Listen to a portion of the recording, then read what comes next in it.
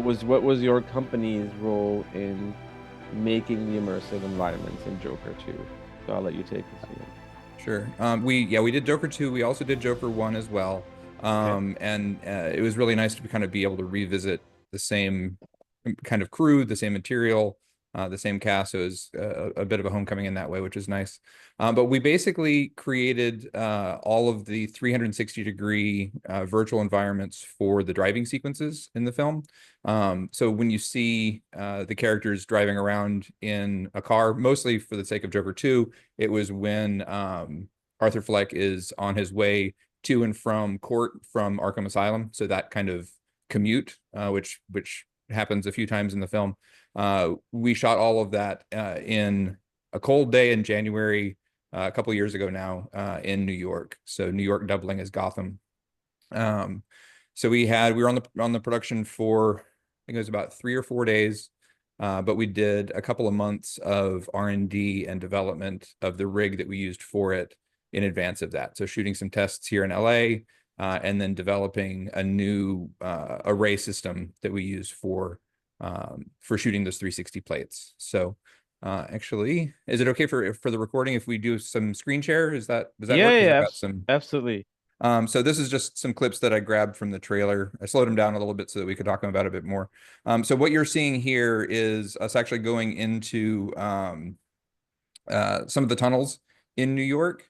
And everything that you see that isn't the interior of the car is our content. So the tunnel, the police cars, everything that's happening outside the car is derived from the 360 plates that we shoot. So this is actually in Los Angeles. This is on a Disney soundstage in Burbank.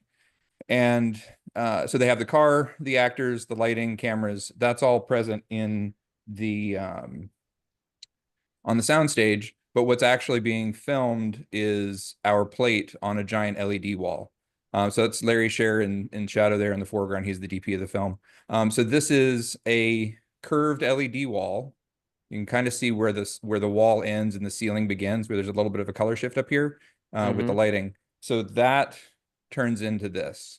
So basically, we have our plate playing in the background, and then the camera is filming the actor in the car.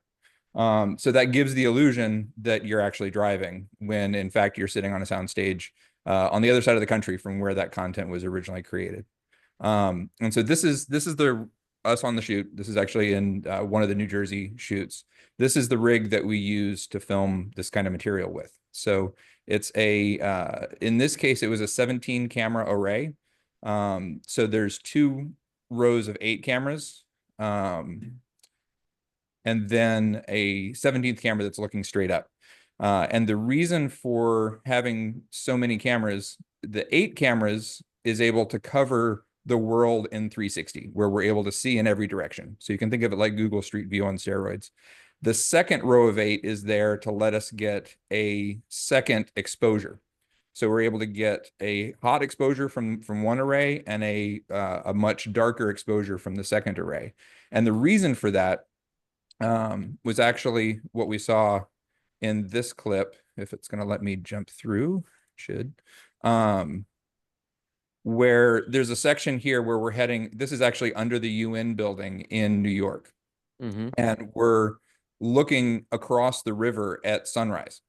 So on the virtual production stage, we needed to be able to expose for both the dark tunnel interior on some angles and expose for the bright sun and sunrise on the other, so that when you cut into the shot, you have detail in the tunnel, but you also still have detail outside. That would be way too difficult for a single camera system to be able to hold that kind of dynamic range.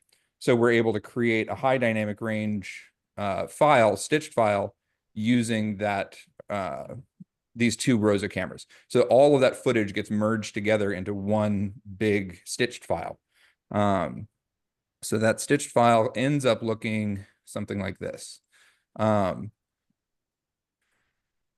So almost you're, like a 3D camera kind of yep. feel. So Yeah. this is actually now has become the standard for creating VR video as well. So you can put a headset on and look around inside this, but we can also look around inside it on an LED screen.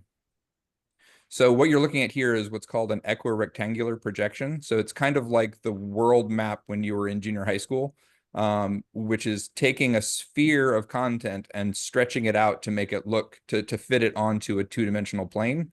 So just like you see the world map where Antarctica looks all funky and the North Pole looks funky, that's the same thing that's happening here. So when we take that footage and let's see if it's going to let me do this. So you can take that footage and project it out onto an LED wall. So this is a wall also here in Culver City at Amazon. So this is that same plate that you just saw, but reprojected onto the LED. And because it's a sphere, we're able to project it onto the LED where the geometry of the screen is corrected for in the projection. So it ends up looking where it looked kind of warped and weird on this version. When you unwrap it, all of that geometry goes straight again and becomes correct. So when you're standing in the middle of the volume, you can look in any direction and it looks like you're really in the actual place. So, and let me see if I can. That's crazy. That's just Are you able to see? Is this working now? Is the Vimeo playing? yeah. Okay. It's working. Yeah, it's So just this is our amazing to see 360 this. player. So I'm now controlling this. This is one of our stock plates that we sell as part of our library. But so the movement of the car is recorded in the plate, but the movement of the camera, and I'm putting finger quotes around camera, is actually me dragging my mouse right now. So I can look in any direction and see what's there. So all of that content exists in the footage. We can watch this guy as we go by him. So that's all in the plate. And what this means is now on set, the filmmaker is no longer limited by what angles they can shoot. You can now basically point the camera anywhere. And so that was the other part of what we helped with on Joker 2. At the end of the film, there's I don't know if I have that clip here. I don't think I do. But at the end of the film, we have essentially a oneer, an uncut sequence where Arthur, after the courthouse explodes, he escapes in a car. And you have one shot that leads from the blown up section of Gotham. He gets in the car and ultimately goes for a wild ride through the streets of Gotham. He's like on the floorboard of the car and then stumbles out of the car at the end and then goes for a run through the streets of Gotham. So the crazy trick about that sequence, aside from the fact that there's a couple of very cleverly hidden cuts within it, is when he's outside the street, he's actually running on a set where they had the explosion and the debris and everything. Inside the car is now on an LED soundstage for the drive. And then he pulls back out of the car, actually onto a street in downtown Los Angeles.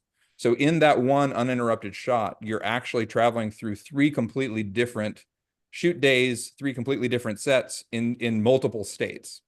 And so the plate, and even when we're inside the LED portion of it, that's actually comprised of three separate plates that were merged together. So when you're in the backseat of the car and the camera tips down to him on the floorboard, and then tips back up to the windows. In each of those moments that you're down on the floorboard, the plate actually changes to a different version. So there's one version that we shot in New York. There's a CGI version that kind of bridges the going from the tunnel into downtown. And then there's a third section, which another crew shot here in Los Angeles, that is the bridges together with the downtown LA version of Gotham.